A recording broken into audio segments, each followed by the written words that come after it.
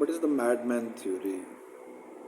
It's a phenomena popularized by Richard Nixon in which a political leader, deliberately, intentionally portray himself as acting irrational and making big claims, and so that his enemies would think that he could go for extreme measures.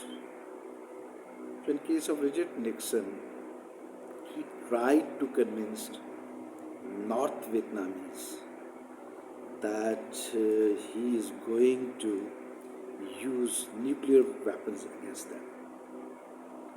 So to make that thing real, so it looks like, so he was trying that the North Vietnamese took it as a genuine threat. So he started B-52 flights near Soviet Union in the airspace.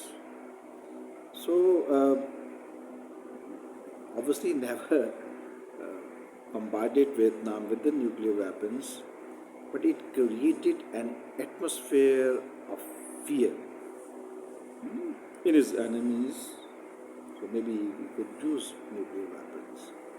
So in the end, nothing of that sort had happened, and the main intention of Richard Nixon was to portray himself as somebody who could go for extreme means.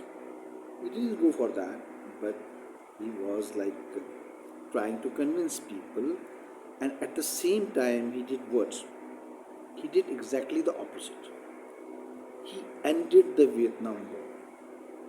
So the people who were expecting nobody could end this war, when he started making big claims about bombardment of nuclear weapons on uh, North Vietnam, so the hardliners um, got sympathetic with him, and later on, those hardliners were equally sympathetic with him when we ended the war. So this is a sort of psychological play he was trying to play, and there's little persuasive element in it. People might not believe that he was successful in making his point. So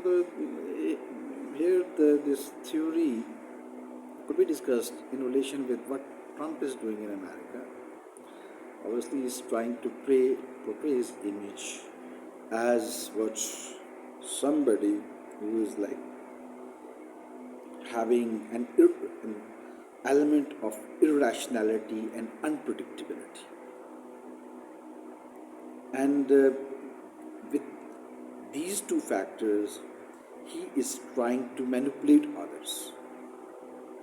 So, is Trump appears to be irrational in whatever he's doing?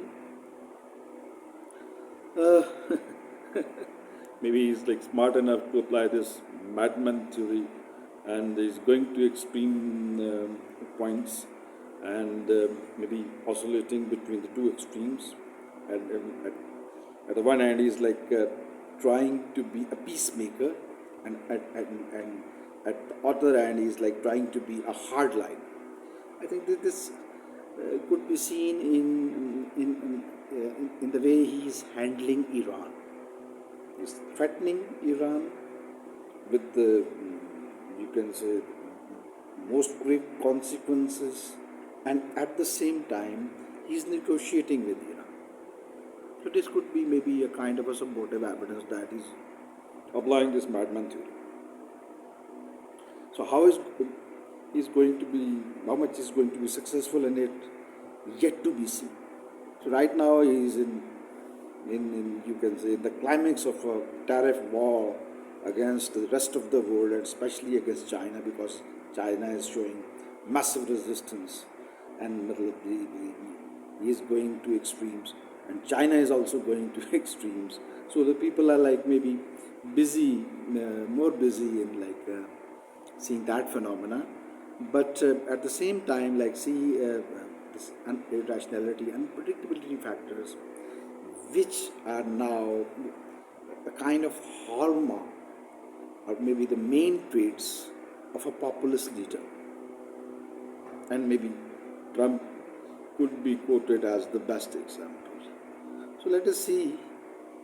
I think we don't have to wait for too long because Trump is in a hurry, and we would see the efficacy of his tariff war and efficacy of his like kind of foreign policy and strategic, you can say, a defense type of maneuvering related to Middle East, related to Iran, and related to others, like maybe in case of Ukraine, he also took an extreme opposite position as compared to the Joe Biden administration.